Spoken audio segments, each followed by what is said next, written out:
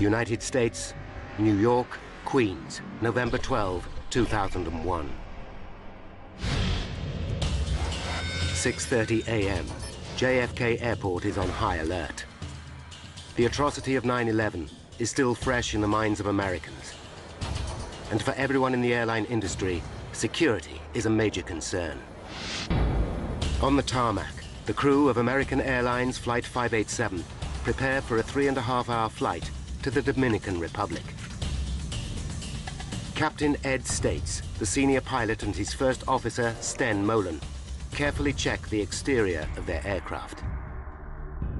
The son of a pilot, Molen has 10 years' experience with the company, joining American Airlines at the age of just 24. Like his father before him, Sten sees it as much more than a job.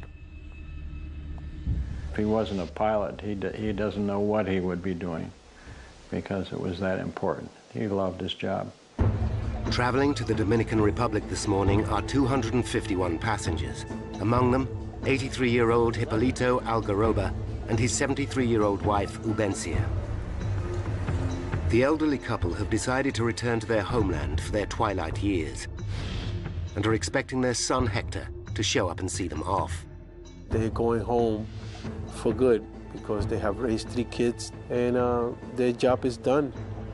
The couple have arrived well before their scheduled departure time. So early, the airline offers them seats on an earlier flight. By the time Hector gets to the airport, his parents have already checked in. But his mother comes back from departures to say goodbye to her son. How's that? I asked about my father, and she said that he's fine, and he said he'll see me when I get there in a couple of months. And I gave her another kiss. I guess that was the kiss from my father. At 7 a.m., Ed States and Sten Molen begin pre-flight checks. The aeroplane is an Airbus A300-605R, capable of carrying up to 266 people. Built in Europe some 13 years ago, it is one of the oldest in the American Airlines fleet and has racked up over 37,000 hours of flying time. Nevertheless, the Airbus is recognized as one of the most reliable airliners in service. Today, though, that reliability has been undermined by the stringent new security measures. Every passenger is searched twice before boarding is allowed, and the scheduled takeoff time of 8:40 begins to slip. By 9 a.m., all 251 passengers are on board. I'll program the computer. Pre-flight checks are complete. Clear right. Clear left. And Flight 587 begins to taxi to runway 31L. It's a fine day, and Sten Molen, the co-pilot, will fly the plane on the first leg. 9:11 a.m. A Japanese Airlines 747 immediately in front of 587 is cleared for takeoff. The controller gives Molen and States a routine caution. He tells them there's a risk of air turbulence from the Japanese plane ahead. Clear for takeoff. American 587 Heavy. Captain States knows that he must keep a safe distance between himself and the Japanese airliner. Every plane creates a wake of turbulent air as it takes off, which can affect following flights. You happy with that distance? We'll be all right once we get rolling. So you're happy? Their flight path will take them across Jamaica Bay and over the Rockaway Peninsula in the borough of Queens. It's a popular residential area, especially with New York's fire and police departments. Today is Veterans Day, a public holiday, but not everyone is having the day off. Okay, I'm off. Police Chief Michael Morley and his wife will be working. His mother-in-law is looking after their 2-year-old baby, Michael Jr. Okay, Mikey. It was just another day. I just had spent about the first week of not doing 12-hour days going down to the World Trade Center. Now, a week later, they started trying to get the police department to get back to normal. Mike Morley's next-door neighbor is Lois Shaw, a financial controller for a lighting company. It was a beautiful day, and I just left and got into my car, and I really didn't think about anything. And I'm just driving to work. Because it's a holiday, her husband Mark is at home. He's taking their 15-year-old son to the doctor. Jason, come on, let's go. If he can get him out of bed. I say, like, what are you doing in bed? And like any other teenager, he gives me that answer. I said, come on, it's time to get up, we gotta go. 9:14, Sten Molen starts the takeoff run. Rotate. 9:14 and 29 seconds. D2. Flight 587 lifts off. Positive rate, gear up, please. Ground control at JFK wishes them well and instructs Molen and States to contact New York departures. 9:15. Flight 587 is now at 1,700 feet. The departure controller gives them a navigation fix. New York, American 587, heavy turn left, proceed direct wavy. We'll turn direct wavy. American 587, heavy. 1 second later, the plane begins to shake. The pilots know the turbulence is likely to have come from the Japan Airlines Jumbo up ahead. It's a routine hazard, and Molen flies through it. 250, thank you. The captain increases the speed of the plane to 250 knots, the maximum allowable at that height. But seconds later, the plane hits more turbulence. Sten Molen takes decisive action. Using his foot controls, he applies the rudder first to the right and then to the left to try and stabilize the plane. Back power. Again, Molen asks for more power to keep the aircraft under control. You all right? Yeah, I'm fine. Hang on to it. Hang on to it. Full power, please.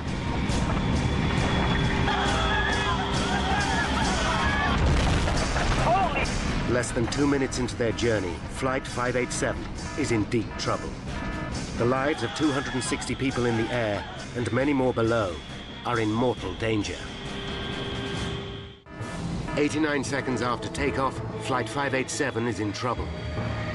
In the cockpit, co-pilot Sten Molen is fighting the controls. What the hell are we into? I'm stuck in it! Get out of it! Get out of it! Far below, 53-year-old Pete Hayden, Deputy Chief of the New York Fire Department, is taking his first day off since September 11th. His attention is drawn to a plane making an unusual straining noise. It's struggling. I look up. It's lower in the sky than normal. I'm watching it, and the plane suddenly begins to break apart. Holy!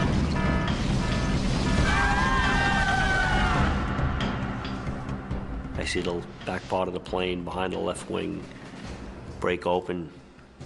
Smoke and flames come out. As the plane spins out of control, the engines shear off.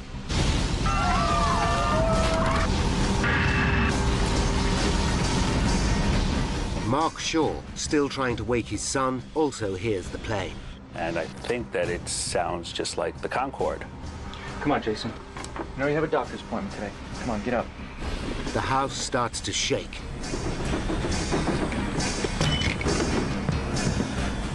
Pete Hayden watches in disbelief.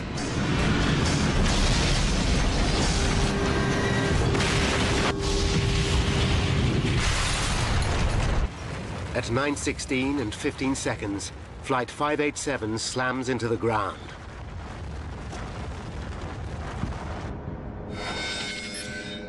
At 9:20 a.m., a pilot who has seen the crash alerts air traffic control at JFK.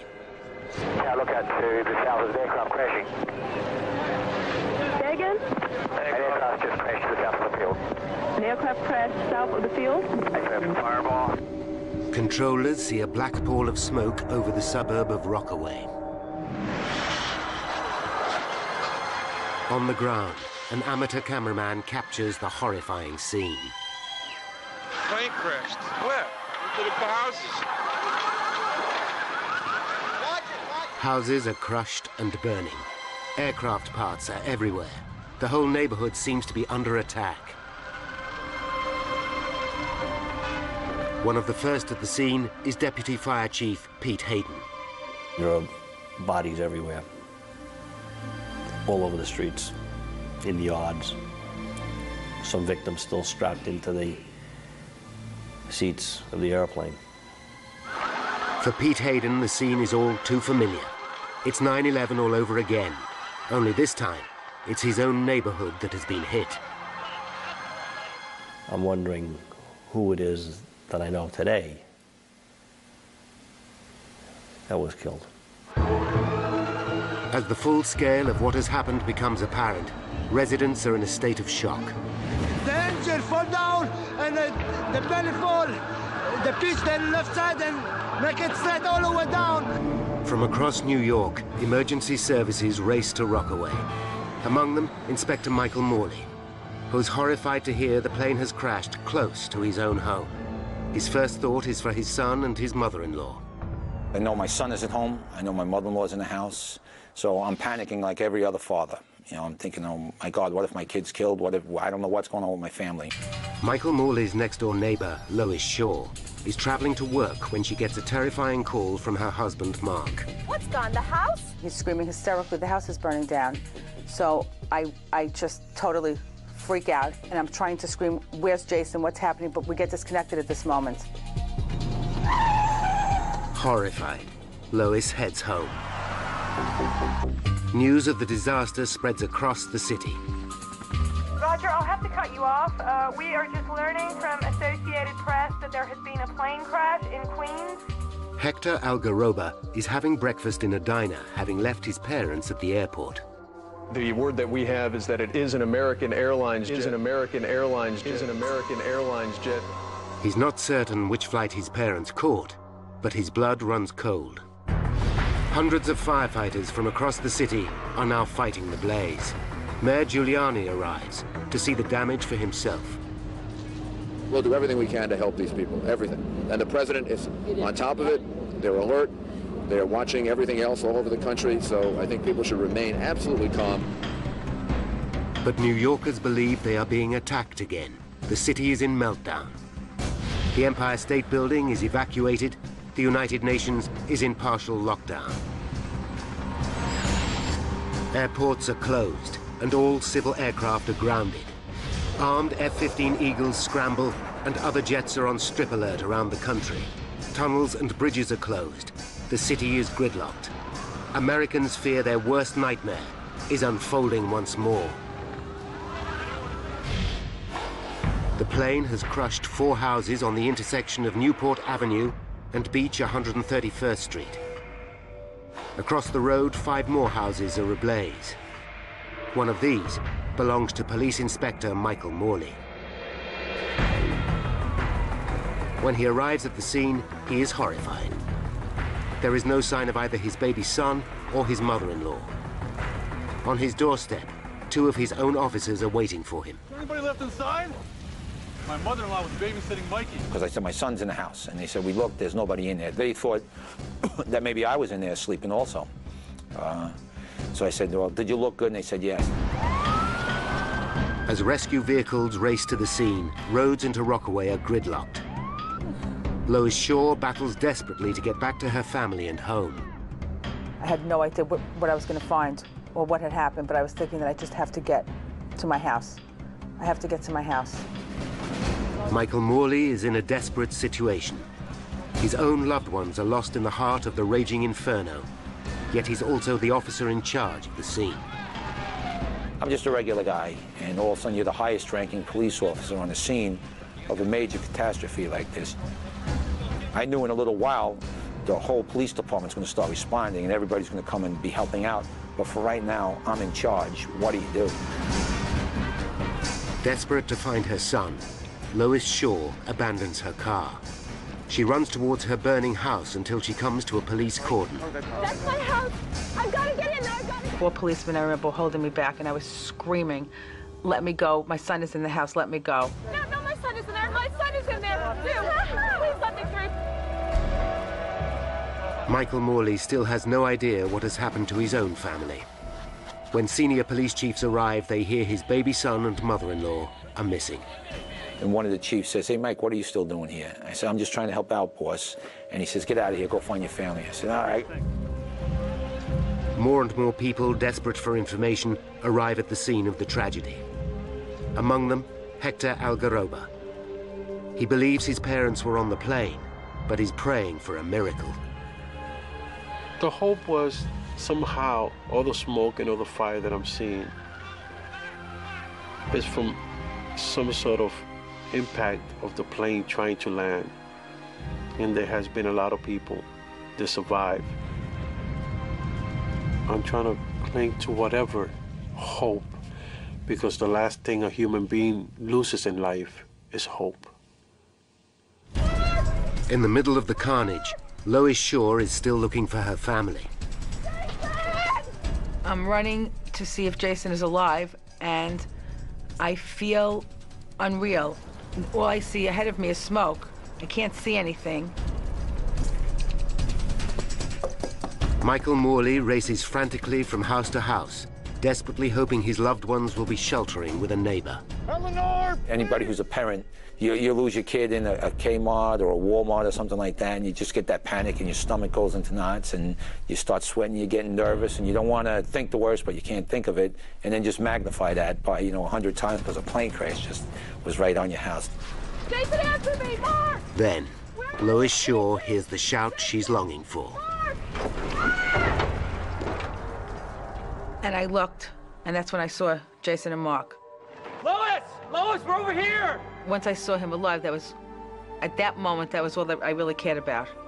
Nothing else really mattered. Oh my God, are you okay? Oh, Jason! Jason and his father are alive and well.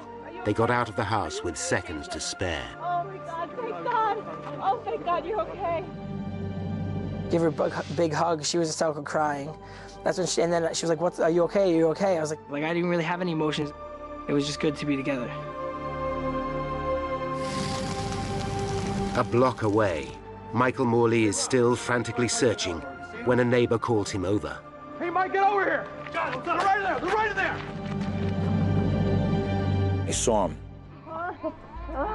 It was a fantastic feeling because 2 seconds earlier, I'm starting to panic, thinking maybe they really were dead, and you turn around and there they were.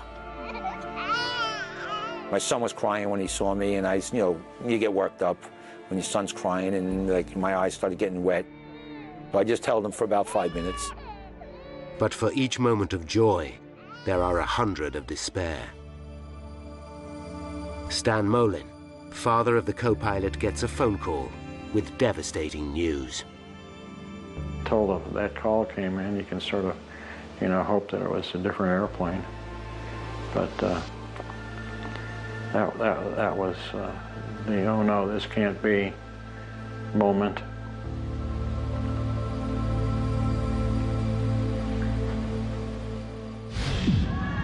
In the Dominican Republic, relatives expecting a family reunion at the Santo Domingo airport are suddenly confronted with an appalling reality. Their loved ones are dead.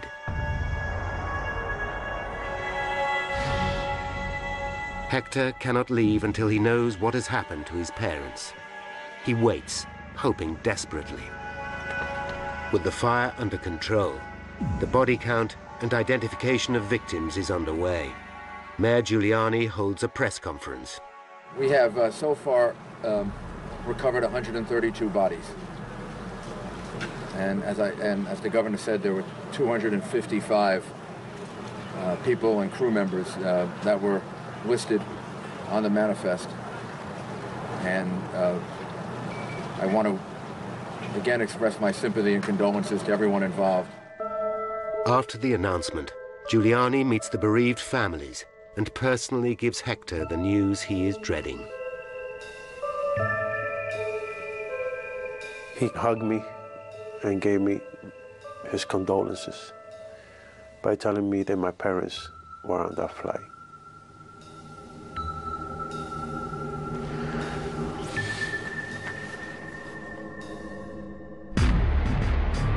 It's just 2 months and 1 day since 9/11.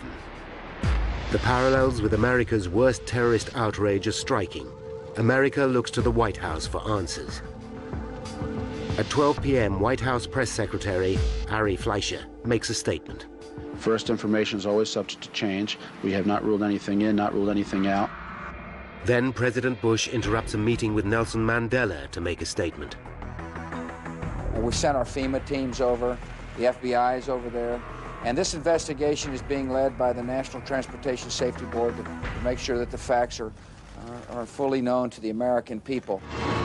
How did Flight 587 end in catastrophe? Why did one of the most reliable aircraft in service break up in midair and come crashing down on a residential suburb? Now, by going deep into the investigation, we can reveal the facts behind one of the worst aviation disasters in US history, and how the truth sent shockwaves through the entire industry. Less than an hour after the crash, 21 NTSB officials, the GO team as they are called, are on their way. The man in charge is Bob Benson, a veteran investigator who's handled 94 major air disasters, including the 1988 Lockerbie bombing over Scotland. But not even Lockerbie can prepare him for pressure like this. It was particularly important for us to get this one right the first time. There was no payback in changing our minds or anything like that. Benson knows that the early hours of an investigation are the most critical. His team start gathering evidence at the crash site, a dangerous, shocking, and distressing business. From a personal standpoint, I'll take deserts, I'll take cornfields, I'll take mountaintops, I'll take swamps before I'll ever investigate accidents in cities. Potentially crucial clues also come from the surrounding area and from eyewitnesses who saw the plane break up in flight. And then the whole plane shook and the tail came apart. That's all I saw, and then it, boom.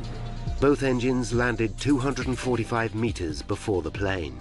One fell onto a house, the other on a service station. The location of the two engines relative to the main crash site could provide an important clue. By plotting exactly where debris has landed, investigators should be able to determine the breakup sequence. The debris is scattered everywhere. Police and army boats are called in to gather parts from Jamaica Bay. Then, Benson personally witnesses a major discovery as he drives along the coast road.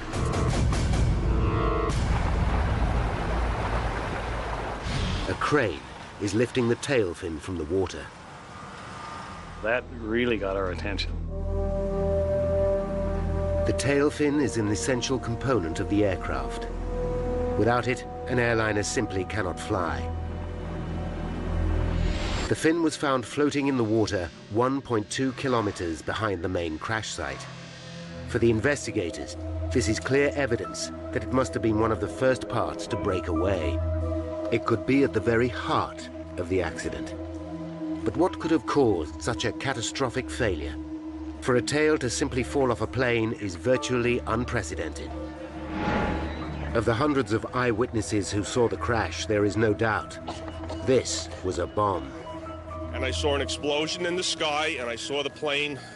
It looked like one of its wings fell off. Just aiming for the ground, and I felt an impact, and then I saw smoke. Well, my neighbor was yelling, "Take cover," and I really thought, this is it, they've started bombing now.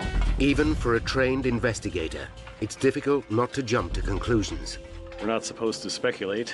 At early stages of any investigation, it was very hard not to in this particular case. Hang on to it. Hang on to it. Hey, Mike, get over here. Got it. Right in there. Right in there. After the crash of an airliner into the New York borough of Queens, FBI forensic experts are searching for evidence of a bomb. They are also hoping to find two other key pieces of evidence: the plane's black boxes. The cockpit voice recorder should have recorded everything that was said by the pilots. The flight data recorder could tell them exactly how the plane performed throughout the flight. Each of the black boxes might unlock the mystery of the crash, but lead investigator Bob Benson knows finding either of them is likely to take days. Even then, they could be badly damaged. But just hours into the search comes an amazing stroke of luck. Marion Blakey, spokeswoman for the NTSB, makes an announcement. We have recovered the cockpit voice recorder. By now, there is a frenzy of speculation over the incident. Terrorism, is foremost in people's minds. But for Benson and the NTSB, the lack of any corroborating evidence to support the theory is troubling. There is no sign of suspicious activity at the airport, and no group has stepped forward to claim responsibility for the crash. They take a calculated risk and announce that even at this early stage, they believe this was not a deliberate act. It is the case that the National Transportation Safety Board is the lead agency because all information we have currently is that this is an accident. The plan backfires. Suspicious New Yorkers start to wonder if this is a cover-up. The NTSB takes steps to reassure the public. Should there be any indications of criminal activity, we will certainly make certain that the public knows as soon as we are aware of that, and the investigation would change at that point appropriately. For Benson and his team, the pressure is mounting. Finding the cockpit voice recorder is a huge step forward. With one of the black boxes and the tail fin in his possession, hopes are high they will be able to piece together the reasons behind the crash. Although the recorder is damaged, the tape is still intact and is rushed to NTSB headquarters in Washington.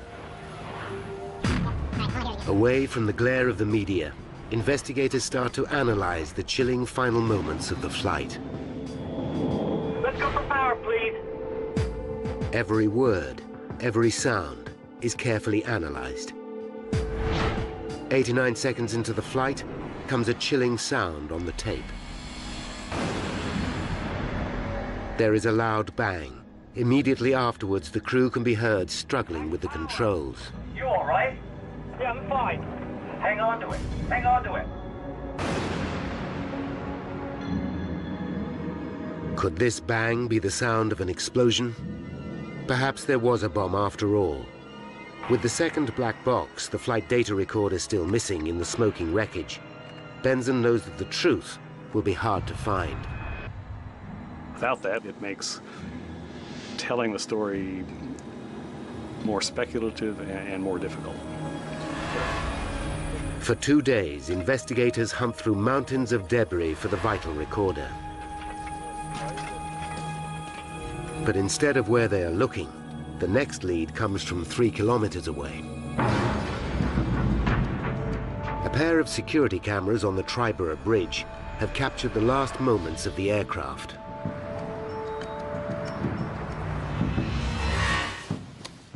These tapes could hold the key to the disaster. In the grainy footage, the Airbus can just be seen as a black dot. On one camera, the dot disappears behind a building. Then the second camera picks it up. It shows what could be a crucial moment. A faint white streak just visible, trailing behind the aircraft. Is this the explosion seen by so many eyewitnesses? Is this the cause of the sound, after which the pilot lost control? This could be hard evidence to prove that there was a bomb, after all. The only way to find out is to compare the time. If the white streak happened at the same time as the bang captured by the voice recorder, the two are likely to be the same event. Investigators visit the site of the toll booth cameras. Using buildings as reference points, they work out exactly where and when the streak occurred. The results back up their theory that this was not a bomb. We can see that the streak began 8 seconds after the initiating accident sequence. The calculations show the streak occurred after the bang on the recorder.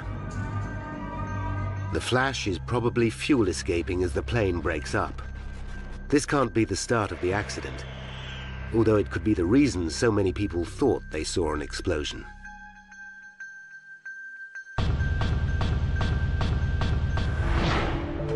Then, back at the crash site, comes a dramatic development. Investigators get the news they have been desperate to hear. Searchers have recovered the flight data recorder. But the relief is short-lived. The black box is damaged. The NTSB sent it back to the manufacturers to see what, if anything, can be retrieved.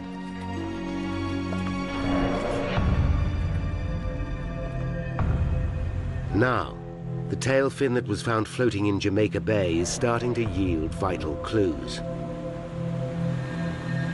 The first thing investigators notice is that the fin is built from a high-tech material called reinforced carbon fiber composite. Often used in racing cars and sports equipment, composites consist of layers of carbon fibers bound tightly together with resin. The A300-600 was one of the earliest civil aircraft to feature this high-strength material, and it's used in many areas of the plane. But when investigators look closely, immediately alarm bells begin to ring. There are 6 main attaching points connecting the tail to the fuselage. All 6 have given way. There has never been a plane crash caused by a composite failure, but Benson can rule nothing out.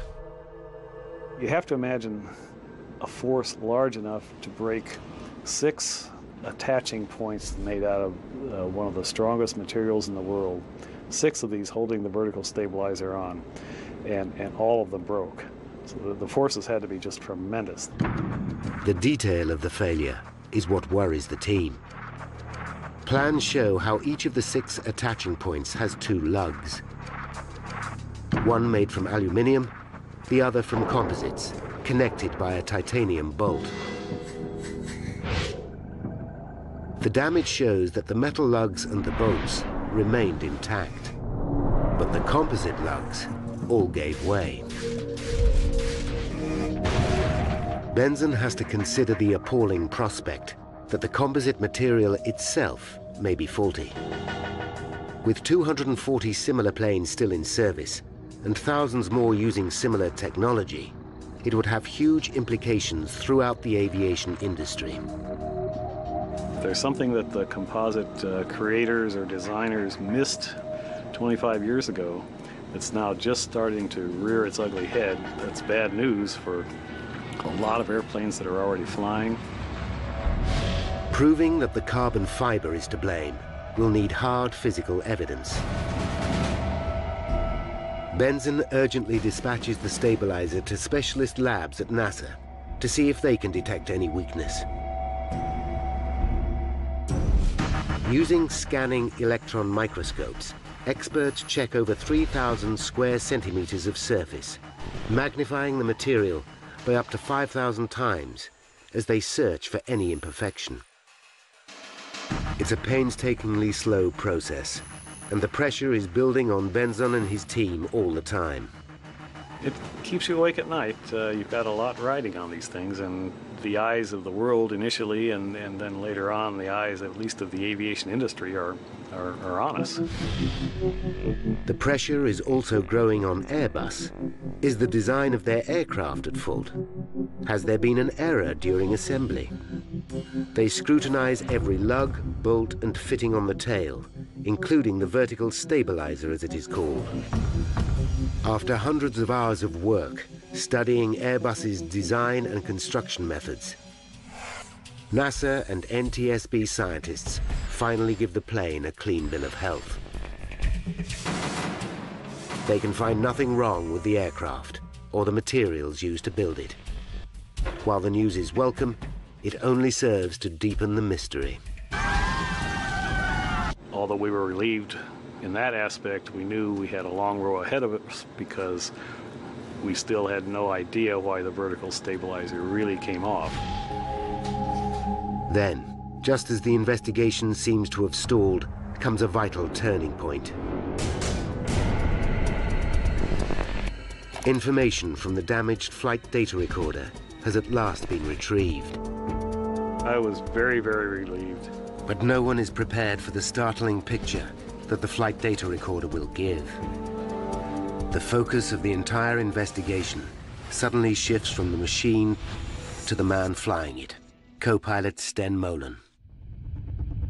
83 seconds after takeoff, the recorder shows that Molen applied 5 extreme movements of the rudder, causing the plane to lurch violently from side to side. The plane slips sideways to its direction of travel, first one way and then the other. I've looked at a lot of flight data readouts in my time. I've never, ever seen that particular type of activity occur. They realized that traveling at nearly 470 kilometers per hour, the aerodynamic stresses on the 130-ton Airbus would have been extraordinary. They were virtually unprecedented to us. We were amazed. It seems as though on the fifth movement of the rudder, the entire tail fin broke off. The implication is extraordinary. Simply by manipulating the controls, the pilot broke the aircraft.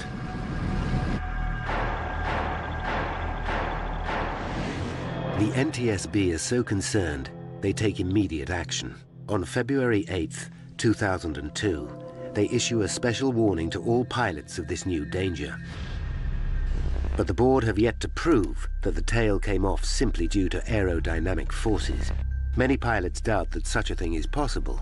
The only way to be sure is to run detailed computer simulations, a process which could take months to perform. If the theory is right, then the idea that a terrorist plot must be behind the tragedy can finally be laid to rest. Benzon now faces a new and disturbing mystery. Why did the pilot act in this way? Investigators believe they are close to uncovering the cause of the tragic crash of Flight 587. The flight data recorder shows that the co-pilot, Sten Molen, applied 5 rapid inputs to the aircraft's rudder pedals, which could have overstressed the tail fin, causing it to break off completely. Now the question is, why would he do such a thing? They listen again to the cockpit voice recorder. We're supposed to be 5 miles by the time we're airborne. One possible theory is wake turbulence. Wake turbulence is all too familiar to accident investigators. It's a region of spinning air left behind as a plane passes. These vortices can sometimes turn a following plane upside down. But the team quickly realized that this cannot be the cause of the crash. The turbulence was not strong enough to seriously affect a plane the size of the Airbus. The bigger the airplane, the less effect wake turbulence has on it. The A300 is a pretty big airplane. Then comes evidence which changes everything. The investigation team interview Molen's friends and colleagues, and they discover a vital piece of information. A pilot and former colleague recalls an earlier trip with Molen. During an encounter with turbulence, he used the rudder aggressively, even though there was no apparent risk to the plane. The evidence is conclusive. Molen had reacted in the same way before. When those pilots came forward and told us about the first officer's propensity to overreact on the rudders, that was a eureka moment for us. But the revelations don't stop there. When questioned at the time, Molen said he had been trained to use the rudder in this way by American Airlines. If this is true, it raises serious concerns for Benzon and the team. One would assume that if many pilots go through the same training program with some flaws in it, then a lot of pilots have wrong ideas about how to fly an airplane. With 712 planes in service with American Airlines, Benzon must quickly establish where the truth lies. The airline confirms one of their programs does indeed teach pilots to use the rudder to recover from unusual situations, as seen in this training video. And if you don't put that rudder in, what's going to happen? When you get to this portion of the roll, she's going to slice out just like that. Next, Benzon looks at the other tools used to train the pilots, particularly the high-tech flight simulators. Here, pilots are taught to react to a range of emergencies, including wake turbulence. In one of those scenarios, Benzon discovers that the pilots learned to use the rudder very aggressively. The flight simulator program had even been altered to encourage the use of the rudder, particularly when the plane was banking to the right or the left. Airbus themselves had already written to the airline saying this practice was a cause for concern. The classroom work told pilots that it was permissible to use the rudder to escape from unusual attitude situations, and perhaps more importantly in the simulator, they were taught to use the rudder very, very aggressively to recover from unusual attitudes. The finding causes controversy. At a public hearing, American Airlines claimed that Airbus had not explained there were limits to the use of the rudder. I didn't know you couldn't do that. You couldn't do what? Sorry. Be aggressive with the controls. The airline also claims that the rudder system on the aircraft was very sensitive, and that pilots might not be aware how much rudder they were really applying. The NTSB investigate and discover the rudder control system is highly sensitive. What's more, the controls of the plane become more sensitive as the plane increases speed. On the ground, the rudder pedal has to be depressed by 10 centimeters to get maximum deflection. But when flying at high speed, that distance reduces to just 4 centimeters. NTSB officials are shocked to find that this system is not explained in training manuals. There was an apparent gap between what the manufacturers knew about the rudder sensitivity of the airplane and what was filtering down to the folks that actually flew them. Then finally come the results from the analysis of Molin's 5 rudder inputs. They confirm what nobody really wants to believe, that it's indeed possible to tear the tail fin from an aircraft in flight by stamping violently on the foot pedals. Now Benson and the team can see exactly what happened to Flight 587. Step by step, they have pieced together the key events that led to the tragedy. 5 minutes to disaster. Flight 587 awaits clearance for takeoff. Taxi in position and hold. As a Japanese 747 airliner takes off. 30 seconds later, Flight 587 is given a warning of wake turbulence. Clear to land, wind 260 at 1/4 push with turbulence. 2 minutes to disaster, Flight 587 takes off. Positive rate, gear up please.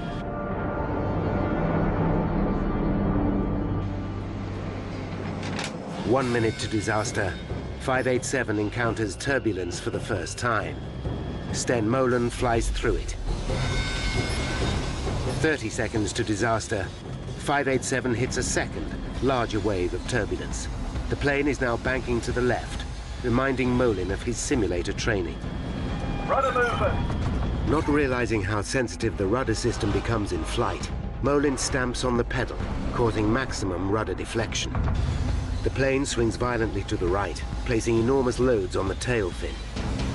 Investigators believe that an astonished Molen thinks that the plane is reacting to the wake turbulence.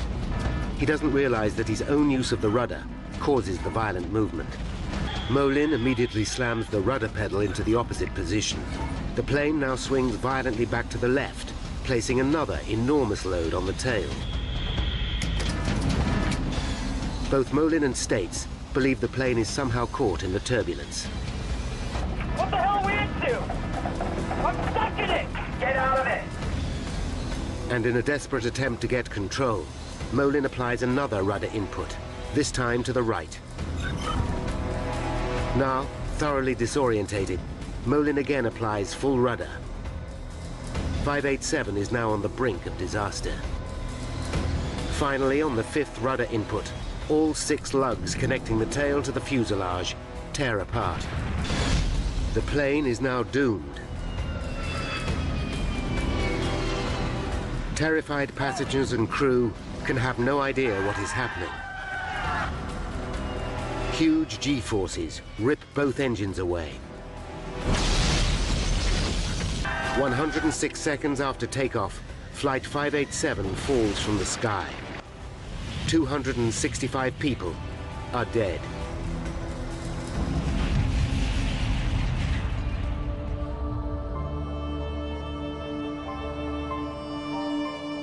Important lessons have been learned from the tragedy.